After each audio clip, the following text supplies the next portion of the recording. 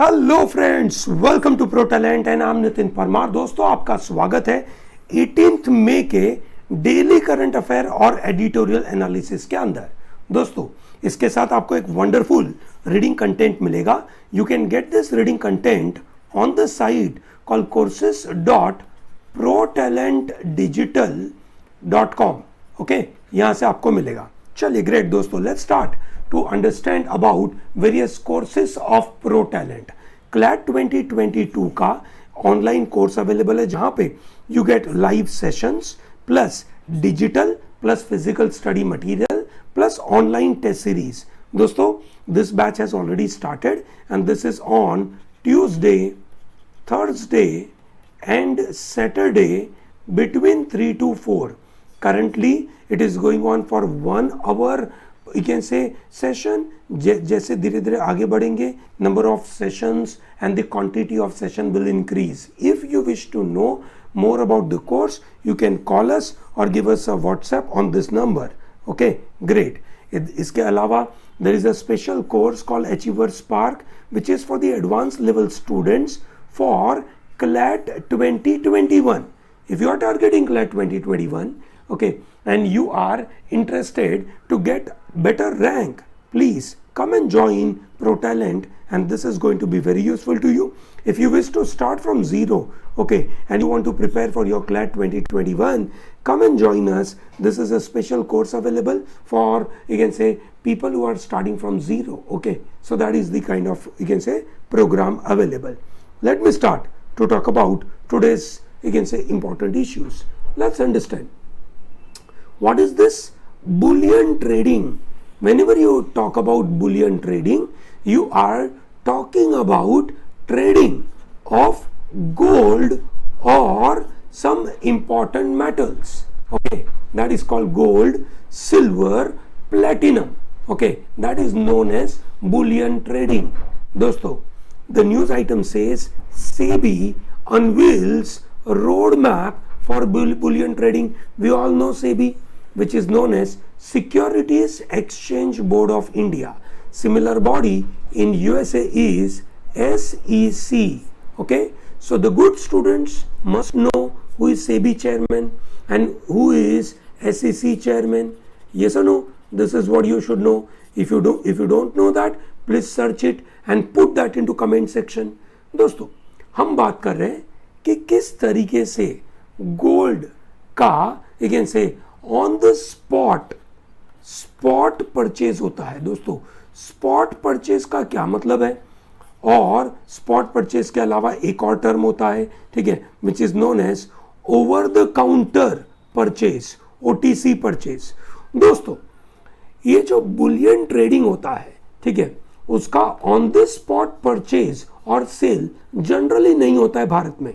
भारत में जब भी आपको on the spot, you can से, गोल्ड खरीदना होता है, ठीक है, तो आपको जाना पड़ता है छोटी छोटी ज्वेलरी की दुकानों में। ये सुनो, you go to jewellery shop, ठीक है, या बड़ी बड़ी ज्वेलरी शॉप, मतलब कल्याण, तनिष्क, कि आपके घर के आजू बाजू जो छोटी छोटी ज्वेलरी शॉप होगी, आप वहां पे जाएंगे और वहां से आप गोल्ड परचेज कर सकते हैं।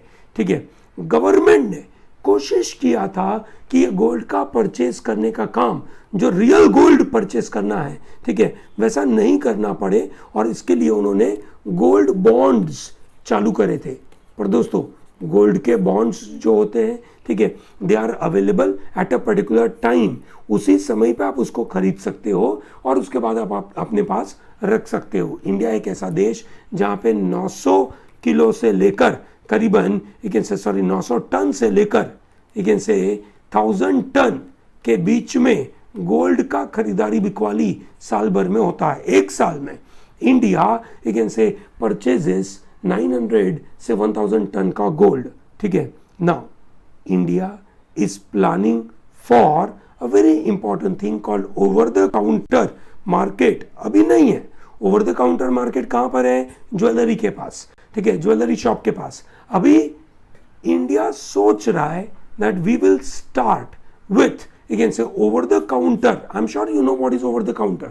ओवर द काउंटर का मतलब है आप गए, ऑन द स्पॉट आप सामान परचेस करके आ गए, just like over the counter drug होती है, ठीक है. You go to the you can say medical shop, okay, and you say I want to purchase Dolo. ये सुनो, डोलो सबको पता होगा आज के ज़माने में, ये सुनो. सो डोलो परचेज करना, that is called over the counter drug. इसके लिए आपको कोई प्रिस्क्रिप्शन नहीं चाहिए. ओके, सो दोस्तों, SEBI is planning to come out with you can say a very important stuff called electronic gold receipts. क्या बोलते हैं इसको?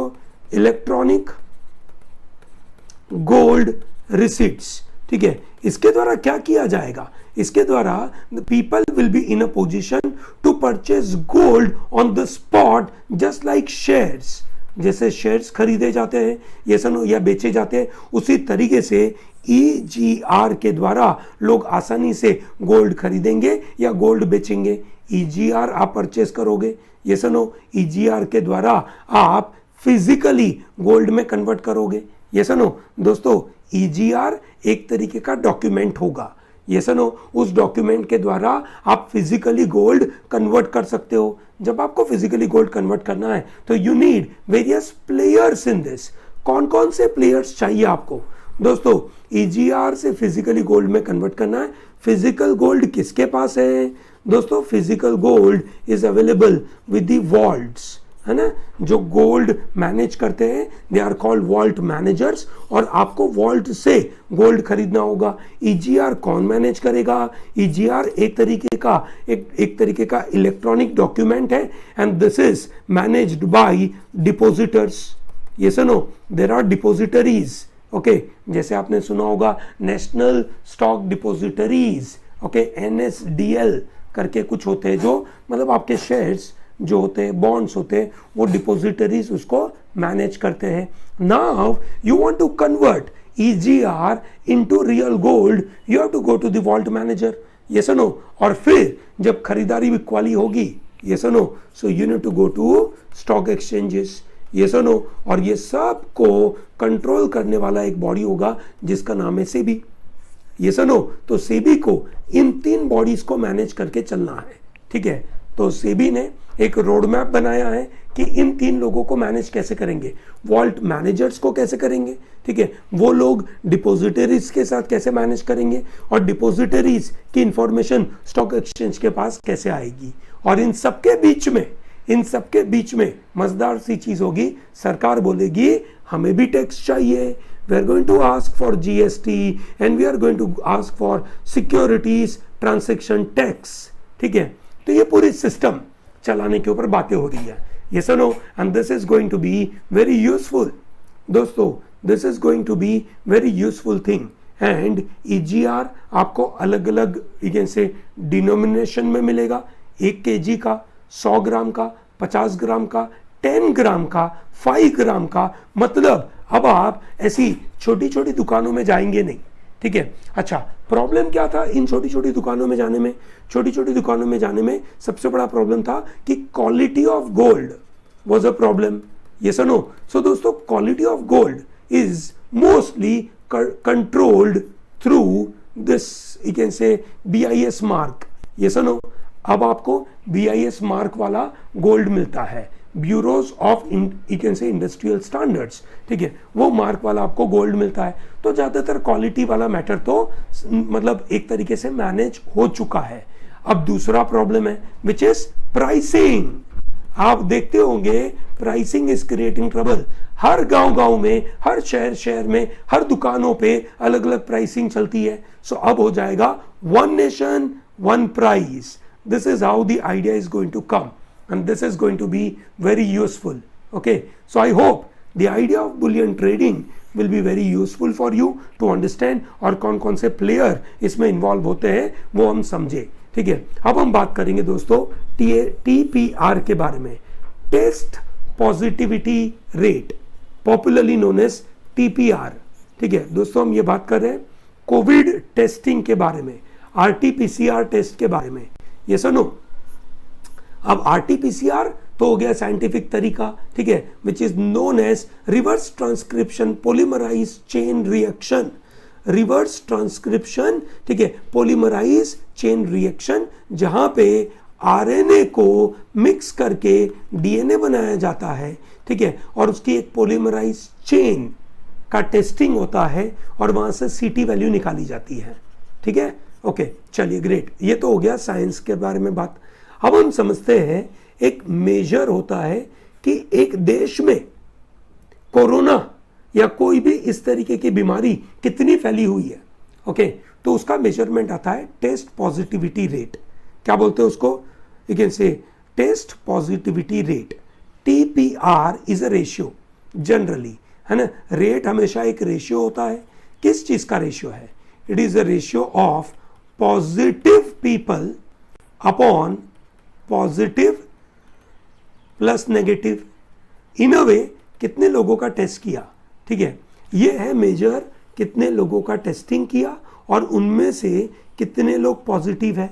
ये सुनो, दिस इज कॉल्ड टीपीआर, है ना। अब आप समझ सकते हैं कि मानो less than 10% TPR, which means 100 लोगों का टेस्ट करा, उनमें से 10 से कम लोग एक ऐसे पॉजिटिव है, ठीक है। ग्रेटर देन 90% टीपीआर मतलब 100 लोगों का टेस्ट करा और 90 से ज्यादा लोग पॉजिटिव है। ये सुनो, लोग आजकल ये बोलते हैं कि इंडिया की जो पब्लिक हेल्थ सिस्टम है उसका एक इंपॉर्टेंट मैट्रिक है, एक इंपॉर्टेंट मेजरमेंट टूल है जिसको हम बोलते हैं टीपीआर। ठीक है दोस्तों, अब टीपीआर को समझते हैं। रेशियो के अंदर बहुत सारे प्रॉब्लम हो जाते हैं, ठीक है। 90% टीपीआर का मतलब क्या है? डज दैट मीन कि उस जगह पे ज्यादातर लोगों को कोरोना हो चुका है? शायद ऐसा भी बोल सकते हैं, शायद ऐसा ना भी बोल सके, ठीक है। मतलब क्या हुआ सर, ऐसा क्या बोल रहे हैं आप? कभी हाँ कभी ना, उसका क्या मतलब है? उसका बहुत मजेदार सा मतलब है कि दोस्तों अगर 90% से ज्यादा अगर टीपीआर है और हम इन जनरल, ठीक है, लोगों का टेस्टिंग करते हैं, ये रैंडम टेस्टिंग है, ओके, और 90% से ज्यादा है, विच मीन्स वहां पे कोरोना बहुत फैल चुका है, ठीक है। पर टेस्टिंग रैंडम नहीं है, ठीक है। जो लोगों को सिम्टम्स है या कुछ ही लोग आते हैं टेस्टिंग कराने के लिए और फिर भी 90% से ज्यादा है, ठीक है। अरुणाचल प्रदेश में एक ऐसे चांगलांग डिस्ट्रिक्ट, अरुणाचल प्रदेश का चांगलांग डिस्ट्रिक्ट में 91.5% टीपीआर है, विच मीन्स वहां पे 91.5% से ज्यादा लोगों को एक ऐसे कोरोना हुआ है जो लोग टेस्टिंग में आए। पर वो लोग कौन से हैं? ठीक है, वो लोग ऐसे ही होंगे जो एक ऐसे मतलब टेस्टिंग कराने वाले कम लोग आए, ठीक है, और वो वही लोग हैं जिनको कोई ना कोई सिम्टम्स है, ठीक है।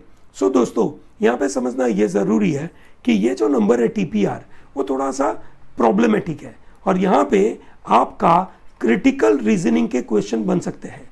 ये सुनो, अगर कोई आपसे बोल दे कि भैया 91.5% टीपीआर है, डज दैट मीन वहां पे बहुत ज्यादा लोगों को कोरोना हुआ है? ठीक है, ये बोल नहीं सकते क्योंकि after all this is a ratio, ठीक है। इस रेशियो के अंदर, ठीक है, बहुत सारी चीजें जरूरी है। अगर आप रैंडम टेस्टिंग बहुत ज्यादा लोगों का करते हैं, ठीक है, या आप नेगेटिव लोगों का ही ज्यादा टेस्टिंग करते हैं तो आपका टीपीआर शायद कम होगा। ये सुनो, आप उन्हीं लोगों का टेस्टिंग करते हैं जो एक तरीके से है ना, मतलब बीमार है, ठीक है, उनके अंदर सिम्टम्स है और उन्हीं का टेस्टिंग करते हैं तो ऑब्वियसली आपका टीपीआर ज़्यादा होगा। दोस्तों ये TPR is a crucial parameter to understand, क्योंकि आज की तारीख में भारत में टेस्टिंग की किट्स इतना इजीली अवेलेबल नहीं है क्योंकि उसका तो शॉर्ट सप्लाई है। ये सुनो, एट द सेम टाइम जो लैब्स है, लैब्स में काम करने वाले लोग ओवरवर्कड है, लिमिटेड है ना, और टेस्टिंग काफ़ी स्लो हो रही है। So TPR will help us to understand the spread of virus, ठीक है, ताकि हम कुछ एडिक्वेट मेजर ले सकें। ये सुनो, जो जो भी लोकेशन में हाई रेट है, ठीक है, तो वहाँ पे यू कैन से जो नंबर ऑफ कंफर्म्ड केसेस है, ठीक है, ओके, वो शायद ज़्यादा है, बट वो कितने लोगों के अंदर किया गया है उससे हमें मतलब पता चलेगा और हमें क्या स्ट्रेटेजी लगानी है, कंटेनमेंट जोन की स्ट्रेटेजी लगानी है कि नहीं लगानी है, वो यहाँ से पता चलेगा। सो दोस्तों this is a very important measure, but कैसे यूज करना है वो एक समझदार एडमिनिस्ट्रेटर के ऊपर है कि वो इस चीज को कैसे यूज करेगा। ये सुनो, दिस इज वेरी क्रूशियल। आगे बढ़ते हैं दोस्तों, मजेदार सा एक केस चल रहा था, ठीक है, सेबी वर्सेस एनएसई के अंदर। सेबी वर्सेस एनएसई आप सोच रहे होंगे कि सर क्या एनएसई खुद से भी नहीं है? ना जी, ना जी, ना जी। NSE, national stock exchange, Bombay stock exchanges, ये जितने भी एक्सचेंजेस है they are independent bodies. SEBI is just a regulator for stock market. Okay, इनके बीच में केस हुआ। किस चीज का केस हुआ दोस्तों? NSE allows algo trading. क्या अलाउ करते हैं? Algo trading. ठीक है, व्हाट इज अल्गो ट्रेडिंग? भैया एक कंपनी है, ठीक है, जनरली ट्रेडिंग कैसे होता है स्टॉक एक्सचेंज में? एक कंपनी है, कंपनी ने बहुत सारे एम्प्लॉयज लगा के रखे होते हैं, ये सुनो, और वो एम्प्लॉयज अपने क्लाइंट के साथ बातें करते करते फिर ट्रेडिंग करते हैं, ये सुनो। So it is, we can say trading is done by people. Okay, it is not done by machine, it is done by man, while algo trading is happening with the help of machine। Computer में एक software बना दिया, एक algorithm बना दिया, और वो algorithm के द्वारा ट्रेडिंग होता है। मतलब आदमी जिस तरीके का डिसीजन लेगा वैसा डिसीजन एक अल्गोरिदम लेगा और उसके द्वारा ये ट्रेडिंग होगा। ठीक है, algorithm trading is also known as colocation trading. क्या बोलते हैं इसको? कोलोकेशन। दोस्तों, what is a colocation? Colocation is a special segment where brokers are allowed to place their trading servers. ठीक है, उनका trading server will be very close to NSE का master server. NSE का जो मास्टर सर्वर होगा उसके बिल्कुल बाजू में ये सर्वर लगाया जाएगा।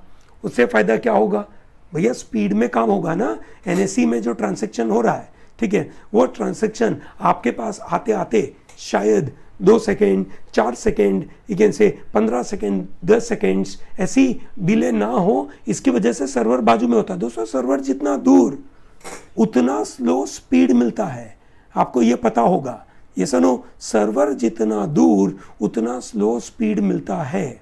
ओके, तो ये सर्वर बिल्कुल बाजू में लगाने के बारे में बात होते हैं, ये सुनो। ठीक है दोस्तों, ये स्टॉक एक्सचेंज होती है एनएसई, इन लोगों से जो सर्वर बिल्कुल बाजू में रखना है उनसे बहुत ज्यादा क्वांटिटी में फीस चार्ज करते हैं कि भाई आपका सर्वर हमारे बाजू में होगा, ठीक है, तो हम आपसे ज्यादा फीस चार्ज करेंगे ताकि ब्रोकर बहुत तेजी से ये ट्रेडिंग कर सके। ओके, चलिए, बहुत अच्छी बात है।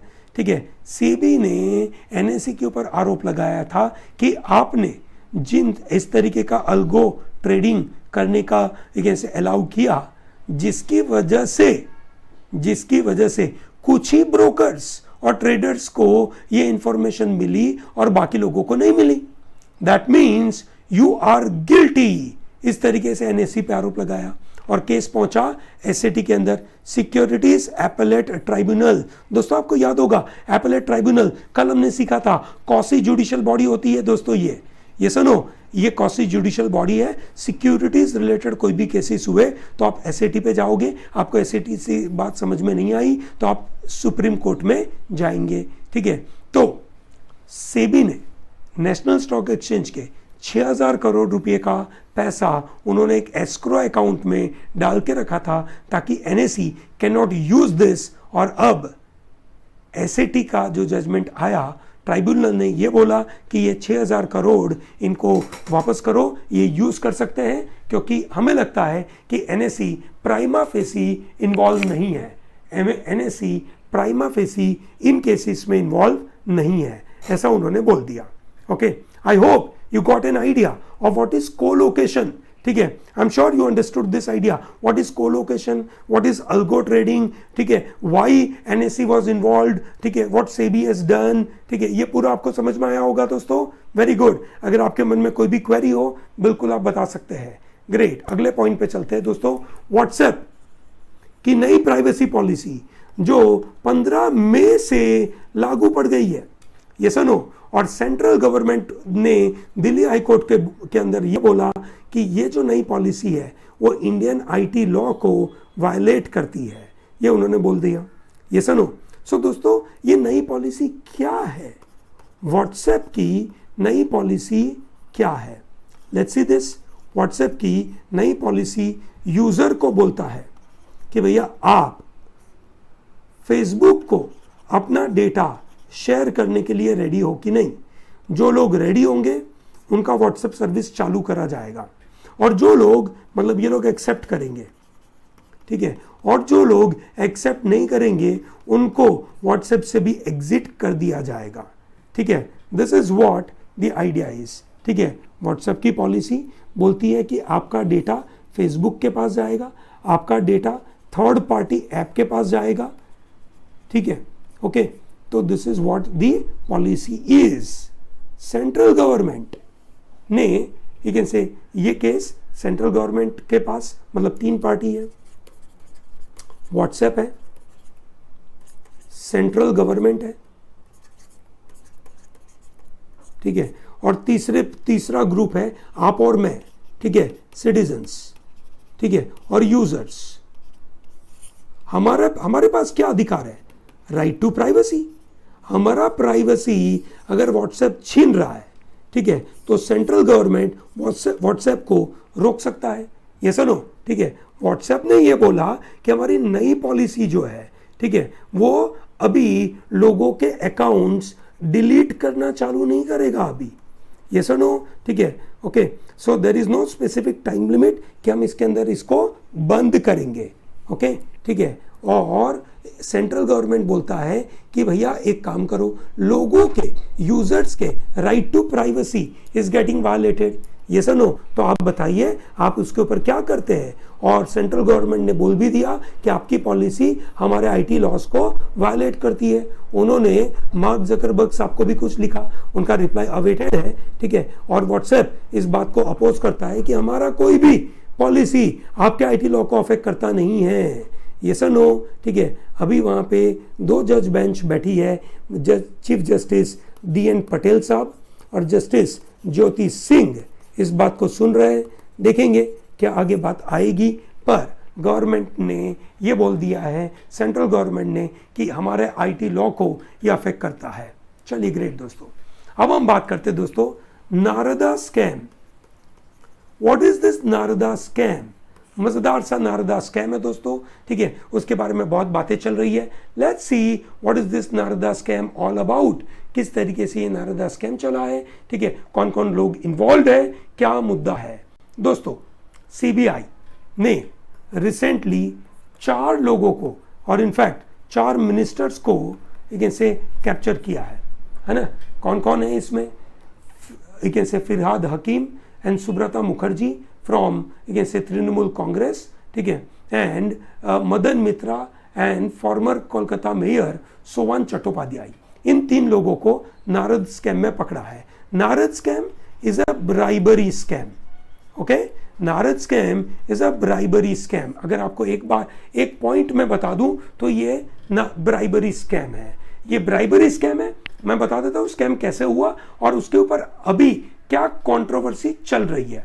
Narada scam is Narada sting operation है, okay. This is a sting operation. बहुत महंगा ऑपरेशन था दोस्तों ये, ठीक है। It was conducted by Narada news, ठीक है। उसके जो फाउंडर थे मैथ्यू सैमुअल, ये भाई साहब थे, उन्होंने किया था ये मैथ्यू सैमुअल। शुरुआत में उसका टारगेट था 25 लाख रुपए का, से ये पूरा ऑपरेशन किया जाएगा, ठीक है। उसका बाद में कॉस्ट बढ़ गया और 18 लाख पे पहुंच गया। ह्यूज, ठीक है, ह्यूज, ठीक है। ये 2014 में कंडक्ट किया गया था और उस समय पे मैथ्यू सैमुअल और नारद न्यूज वर से कनेक्टेड विथ दिस तहलका, यू नो तहलका, तहलका नाम का जो मैगजीन है, ठीक है, वो इस तरीके के स्टिंग ऑपरेशन करता रहता था। सैमुअल ने एक फिक्टिशियस कंपनी बनाई, सैमुअल साहब ने एक फिक्टिशियस कंपनी बनाई जिसका नाम था इम्पैक्ट कंसल्टेंसी सॉल्यूशन, ठीक है। उन्होंने अलग अलग TMC मिनिस्टर्स, MP और लीडर को मतलब मिले, और कौन किन किन लोगों को मिले, एंजल अब्राहम, जो सैमुअल मैथ्यूज के साथ काम कर रहे थे, वो अलग अलग MP को मिले। किस किस को मिले? मुकुल रॉय, जो आपको पता होगा, मुकुल रॉय साहब, ठीक है, जो TMC के बहुत बड़े पोस्ट पे थे, एक पहले रेलवे मिनिस्टर भी थे और बाद में वो टीएमसी छोड़कर बीजेपी में चले गए। सौगता रॉय, काकोली घोष, प्रसून बनर्जी, शुवेंदु अधिकारी, ये आपने नाम सुना है, शुवेंदु अधिकारी, ये सुनो, ये भाई साहब भी ये से टीएमसी छोड़कर अभी पहुंच गए बीजेपी के अंदर, ठीक है। अपर्णा पोद्दार, सुल्तान अहमद, ठीक है, सुल्तान अहमद 2017 में मर गए। फिर कुछ स्टेट मिनिस्टर थे, मदन मित्रा, सुब्रता मुखर्जी, फिरहाद हकीम, इकबाल अहमद, ठीक है, ये लोग ब्राइब एक्सेप्ट करते हुए पाए गए। तब उनका वीडियो उतारा गया, फोटो लिया गया, ठीक है। They were taking cash in exchange of giving unofficial favour to this company. इस कंपनी को unofficial you can say favour देने वाले थे, ठीक है। Okay, so IPS you can say HMS Mirza, ठीक है, that was suspended. They were also seen taking cash from Samuel, ठीक है। तो ये सब लोग अलग अलग तरीके के, ठीक है ना, मतलब केसेस में मतलब कैश लेते हुए पकड़े गए थे। मुकुल रॉय तो अभी नेशनल वाइस प्रेसिडेंट है बीजेपी साहब के, ठीक है। शुवेंदु अधिकारी is a BJP leader and a leader of opposition in state assembly, ठीक है। तो सैमुअल ने ये बोला कि ये सब लोगों ने कैश हमसे लिया था, ठीक है। समझिए, इन्होंने स्टिंग ऑपरेशन किया, सामने स्टेट गवर्नमेंट ने यू कैन से सैमुअल के खिलाफ आईपीसी की धारा यू कैन से 469 फॉर्जरी टू हार्म रेप्यूटेशन, ठीक है, आर्टिकल नंबर 500, ठीक है, सेक्शन 500 डिफेमेशन, ठीक है, section 120B conspiracy, that is a criminal conspiracy, इनके ऊपर केस लगा दिया, ठीक है। कोलकाता हाई कोर्ट ने ये बोल दिया कि भैया आप इस तरीके के आईपीसी धारा नहीं लगाएंगे, ठीक है। इनके ऊपर अगर सीबीआई इंक्वायरी करनी है तो आप कर सकते हैं। Okay, this is very interesting. CBI inquiry करने के बारे में बात करी गई। दोस्तों, जब सीबीआई इंक्वायरी के बारे में बात आया तो आपको पता होगा CBI is not basically a central government body but it is coming from Delhi police special establishment act के द्वारा बनाई गई बॉडी है, which means यहाँ पे स्टेट का अप्रूवल चाहिए। आपको याद होगा वेस्ट बंगाल ने, आंध्र प्रदेश गवर्नमेंट ने, ठीक है, ये बोल के रखा है that we are not allowing CBI to do any kind of inquiry in our state, ठीक है, ये वो बोल के रखे थे। अब सवाल आया कि ये सीबीआई इंक्वायरी कर सकती है। सीबीआई एक्चुअली पकड़ गई है ना, सीबीआई ये 4 लोगों को पकड़ ली। क्यों पकड़ ली? क्योंकि governor of West Bengal mister Jagdeep Dhankhar साहब ने सीबीआई को अलाउ कर दिया। सवाल ये है कि भैया गवर्नर इज कैसे officially allowed to do this और नॉट, ठीक है। ये एक बड़ा सवाल पैदा हुआ। इसके बारे में अलग अलग एक्सपर्ट्स के बारे में अलग अलग ओपिनियन है कि ऐसा नहीं कर सकते। मेरा मानना है कि भैया जो गवर्नर साहब है he has to work under the aid and advice of council of minister, और इसीलिए उनको वेस्ट बंगाल गवर्नमेंट से ये सब कुछ पूछना चाहिए, उसके बगैर वो इस तरीके का काम नहीं कर सकते, ठीक है। पर कुछ लोग बोलते हैं कि honourable governor is a competent authority because as per article number 164 of Indian constitution, ठीक है, he is appointing such ministers and therefore he is authorized to, you can say, his competent authority to carry out any kind of such activity against them. जो आदमी किसी को appoint करता है वही आदमी उनके ऊपर एक ऐसे केसेस भी कर सकता है। This is what the idea was coming up. Okay, I hope this is very clear. Great. So I hope you understood this Narada scam. You understood lot of other things with it. ठीक है, चलिए बहुत अच्छी बात है, आगे बढ़ते हैं दोस्तों। एक मजेदार सा मुद्दा आया दोस्तों। West Bengal government decides to set up legislative council. दोस्तों, लेजिस्लेटिव काउंसिल का मतलब हो गया, ठीक है भैया, एक ऐसे 2 houses in the state. Okay, 2 houses in the states, ठीक है दोस्तों। स्टेट्स में ऐसे 2 हाउसेस जनरली होते नहीं है, बहुत ही लिमिटेड स्टेट्स में ऐसे बाई कैमरल हाउसेस होते हैं। ओके, एक होता है लेजिस्लेटिव असेंबली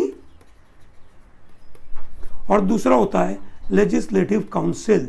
सेंट्रल गवर्नमेंट में we have Lok Sabha and Rajya Sabha. State में ऐसा नहीं होता है, बराबर है, स्टेट में हर जगह नहीं होता है, ठीक है, बराबर है, ठीक है, स्टेट में हर जगह नहीं होता है, ठीक है। सो दोस्तों, अगर मैं जनवरी 2020 के बारे में बात करूं तो जनवरी 2020 को 6 स्टेट्स आउट ऑफ 28 स्टेट्स के पास एक ऐसे लेजिस्लेटिव काउंसिल है। कौन कौन से हैं? आंध्र प्रदेश, कर्नाटका, तेलंगाना, ठीक है, महाराष्ट्र, बिहार एंड उत्तर प्रदेश, बराबर है, ठीक है, Karnataka, okay, Bihar and UP, ठीक है, इतने स्टेट्स के पास है लेजिस्लेटिव से काउंसिल। लेजिस्लेटिव काउंसिल लगाने की जरूरत क्यों पड़ सकती है? मेरा मानना है कि यहाँ पे लेजिस्लेटिव काउंसिल लगाने की इसलिए जरूरत पड़ सकती है क्योंकि ये जो दीदी है ना, वो दीदी हार चुकी है उनके लेजिस्लेटिव असेंबली में इलेक्शन, ठीक है। तो अगर लेजिस्लेटिव काउंसिल लगाया जाएगा, ठीक है, पॉसिबली शी कैन, ठीक है, विन द इलेक्शन देयर। हालांकि ये बहुत ही नैरो व्यू हो जाएगा मेरा, ठीक है, पर फिर भी ये बताना जरूरी है। 1969 में ये पहले अपर हाउस वहां पे हुआ करता था, ठीक है, ओके, और ये तृणमूल कांग्रेस के मैनिफेस्टो में ऑलरेडी था, ठीक है, पर ये शायद इसलिए लगाने की जरूरत पड़ रही है ताकि दीदी हारे नहीं, ये शॉर्ट सिचुएशन क्रिएट हो जाए, इसकी वजह से ये सिचुएशन हो सकती है, ऐसा मेरा मानना है, ठीक है, but this may be a conjecture from my side, okay. चलिए, great, I hope this is very clear, great. अगली मजेदार सी चीज के बारे में बात करते हैं दोस्तों, ठीक है। एक आंध्र प्रदेश के एमपी है जिनका नाम है के रघु रामकृष्ण राजू, ठीक है। He was arrested for section 124A of IPC, ठीक है। I am sure all of you are aware about what is this. This is all about sedition. दोस्तों, ये एक ऐसा आरोप है, ठीक है, जिसका भरपूर मिसयूज हो रहा है। आपको याद होगा सुप्रीम कोर्ट में नए चीफ जस्टिस ऑफ इंडिया आने के बाद उन्होंने बोला that we are going to take this issue, इसकी कॉन्स्टिट्यूशनलिटी चेक करेंगे। दोस्तों, ये राजू साहब ने, वहां के सीएम है, ठीक है, उन सीएम के खिलाफ कुछ बुरा भला बोला था, ये सुनो, तो ये था एक पॉलिटिकल वेंडेटा। इस पॉलिटिकल वेंडेटा के ऊपर उनको पकड़ के जेल में डालना इज नॉट अप्रोप्रिएट, और सेडिशन का भरपूर यूज इसी तरीके से होता है ताकि लोगों के मन में चिलिंग इफेक्ट आ जाए और लोग दूसरी बार सरकार के सामने कुछ बोलने के लिए ऐसे तैयार, मतलब इतने इजीली तैयार ना हो, ठीक है। सुप्रीम कोर्ट ने बहुत बार बोला है सेडिशन तभी यूज करने का कि कोई बंदे ने अगर कुछ बोला और उसके बाद लॉ एंड ऑर्डर की सिचुएशन बिगड़ी। इन्होंने तो सिर्फ कुछ बोल दिया था, उसके बाद कोई लॉ एंड ऑर्डर की सिचुएशन बिगड़ी है नहीं, उसके बावजूद इस तरीके का आरोप लगा देना इज डेफिनेटली नॉट अप्रोप्रिएट। ये बिल्कुल गलत बात है दोस्तों, ये बिल्कुल गलत बात है, ठीक है। दोस्तों, प्रोसिक्यूशन ये बोलता है कि उनकी जो स्पीचेस थी उन्होंने हेट्रेड क्रिएट किया against community. He had referred to alleged rampant conversion activities in the state, ठीक है। उन्होंने मतलब ये बोला कि ये स्टेट के अंदर कितना तेजी से, है ना, कन्वर्जन एक्टिविटी चल रही है, बराबर है। सेडिशन के द्वारा अगर आप कन्विक्ट हो गए तो आपके ऊपर मैक्सिमम सेंटेंस क्या है, ठीक है, लाइफ इम्प्रिजनमेंट। क्या है भैया? लाइफ इम्प्रिजनमेंट, ठीक है। This is a bad issue, बराबर है। तो ये बड़ी परेशानी है, ठीक है। सो दोस्तों, ये जो सेडिशन का क्लॉज है बहुत वेग है, ठीक है। क्यों वेग है? क्योंकि यहाँ पे ये वर्ड यूज किए जाते हैं डिसअफेक्शन, हेट्रेड, है ना, इस तरीके के वर्ड यूज किए जाते हैं। सुप्रीम कोर्ट बहुत क्लियर कट बोल चुका है, ठीक है। सुप्रीम कोर्ट क्लियर कट बोल चुका है कि जब तक वायलेंस ना हो, ठीक है, तब तक आप इस चीज को यूज नहीं कर सकते। पर यहां तो वर्ड यूज किया गया है, ठीक है, डिसअफेक्शन। ये बहुत ब्रॉड और वेग टर्म है, हालांकि होना चाहिए डिसलॉयल्टी, ये नो, ठीक है, पर डिसलॉयल्टी भी एक तरीके से बहुत ब्रॉड टर्म है, ठीक है। सुप्रीम कोर्ट इस बात को रिविजिट करने वाला है and therefore this is a very crucial issue, because दो चीजें बैलेंस करनी है। एक तरफ फ्री स्पीच है, लोगों को जो बोलना है बोलने का अधिकार है, और दूसरी तरफ बेटर फंक्शनिंग ऑफ स्टेट है, ठीक है, कि भैया सरकार किस तरीके से चलानी है, ठीक है, ये बहुत इंपॉर्टेंट मुद्दा है। अगर सरकार के खिलाफ लोग इस तरीके से बुरा बुरा बोलते गए तो सिचुएशन बिगड़ती जाएगी। दोस्तों एक और महत्वपूर्ण मुद्दा आया, ठीक है, आनंद दमानी साहब ने लिखा है कि भैया कितना बुरी बात है कि हम ये स्पेनिश फ्लू से कुछ सीखे नहीं, हिस्ट्री से हम कुछ भी नहीं सीखे। स्पेनिश फ्लू के बारे में जब भी बात करी जाती है, 1918 में आया था दोस्तों ये स्पेनिश फ्लू, जब भी उसके बारे में बात की जाती है तो ये बोला जाता है कि ये 2 साल चला, ठीक है, उसमें 3 वेव्स आए, उसमें सबसे ज़्यादा डेडली वेव था सेकेंड वेव, ठीक है, सबसे ज़्यादा डिकेन से डेडली वेव था, ठीक है। ओवरऑल 500 मिलियन लोग अफेक्ट हुए थे और उनमें से 50 मिलियन लोगों की डेथ हुई, बराबर है, ठीक है, ये उन्होंने बोला। हालांकि हमने पास्ट में से कुछ भी नहीं सीखा, ओके, पास्ट में से हमने कुछ भी नहीं सीखा। हालांकि ये आर्ग्यूमेंट बहुत मजेदार सा देता है कि there is a gap between knowing versus doing gap. We all know that mask पहनना बिल्कुल ज़रूरी है, सोशल डिस्टेंसिंग रखना बिल्कुल ज़रूरी है, ये सुनो, ठीक है, पर हम लोग ऐसा करते नहीं है, ठीक है।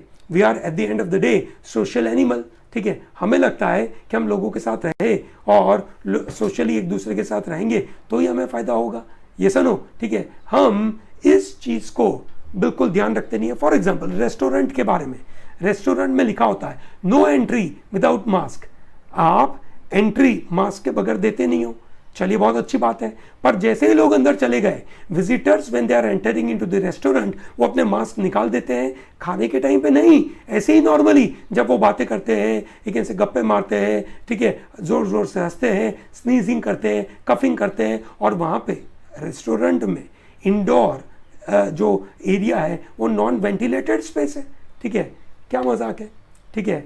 लोगों को पता है कि मास्क पहनना बहुत ज़रूरी है, पर ये एक तरीके का प्रॉब्लम है। क्या प्रॉब्लम है, ठीक है, ये एक तरीके से ब्रेन में लोगों को इमोशनल पेन देता है। This emotional pain is as good as physical pain. क्यों भैया, ये फिजिकल पेन जैसा कैसा है, ठीक है दोस्तों, ये समझना ज़रूरी है। वी आर एक ऐसे सोशल एनिमल एंड सोशल ऑस्ट्रेसाइजेशन, ऑस्ट्रेसाइज करना, सोसाइटी में से लोगों को दूर करना, ठीक है, okay, this is causing pain in the brain, ठीक है। जिस तरीके से फिजिकल पेन होता है वैसे ही लोगों के दिमाग में ये पेन होता है, ठीक है। लोगों को पता है कि मास्क नहीं पहनेंगे तो अच्छी बात नहीं है, ठीक है, सोशल डिस्टेंसिंग रखे, पर at the end of the day human beings are not able to do that, ठीक है, we are not able to do that, और इसीलिए इसको करवा सकता कौन है, गवर्नमेंट, ये सुनो, पर गवर्नमेंट ने भी ये बात नहीं समझी, सेकेंड वेव के बारे में नहीं समझा, उन्होंने अनाप शनाप इलेक्शन रैलीज, रिलीजियस गैदरिंग लगा दी, लॉकडाउन लगाना चाहिए था, लॉकडाउन नहीं लगाया, ठीक है दोस्तों, ये समझना बहुत ज़रूरी है। सभी पॉलिटिशियन का ऑब्जेक्टिव होता है कि लोगों को जो सुनना पसंद है वही सुनाए, यही तो विक्ट्री देगा, ये सुनो, उनको जो पसंद है वही बताइए, लोगों को लॉकडाउन नहीं पसंद है तो लॉकडाउन दो ही मत, ठीक है, ये इंपॉर्टेंट है। पर दोस्तों एक तरीके से देखा जाए तो कोविड-19 के अंदर हमें ये स्पेनिश फ्लू से ज़्यादा सीखना चाहिए था। ये जो नोइंग और डूइंग गैप है उसमें बहुत बड़ा अंतर है। सबको सब कुछ पता है but we don't do it, ये सर नो, ठीक है। मास्क नहीं पहनना, घर पे नहीं रहना, सोशलाइजिंग नहीं करना, ठीक है, ये हमारी आदत हो चुकी है। भले हमें सबको पता है कि 2 मास्क पहनो, ये सुनो, ठीक है, पर जब हम किसी के साथ मिलने जाते हैं और किसी से बात करने जाते हैं तभी मास्क निकाल कर बात चालू कर देते हैं, ये सुनो, हमें पता है कि नहीं करना चाहिए पर फिर भी हम करते हैं, ये सुनो, ठीक है। हमें पता है कि हमें लोगों से दूर रहना चाहिए, पर जब भी थोड़े से कम केसेस आते हैं, ठीक है, हमारे दूर कहीं दोस्त रहते हैं, ठीक है, कहीं रिलेटिव रहते हैं, उनसे मिलने के लिए चले जाते हैं। This is very common for us, yes or no? So this is what the knowing doing gap. ठीक है, आप इसके बारे में सोच सकते हैं कि आपके साथ भी ऐसा होता है कि नहीं। ठीक है, स्पेशली फॉर कम्पिटिटिव एग्जाम आपको नॉलेज तो सब कुछ होगा, पर आपको एक ऐसे उसको इम्प्लीमेंट करने में कहीं गैप लगता है क्या, ये सोच सकते हैं। चलिए ग्रेट दोस्तों, with this you can say I am closing this module. I am sure this is very useful to you. CLAT 2022 के कोर्स के अंदर आप इसको ज्वाइन कर सकते हैं दोस्तों। This is a part of this course only. Okay, thank you very much and all the best for your preparation. Make sure that you like this video. Do not miss out to take a reading material with this. Okay, thank you and all the best.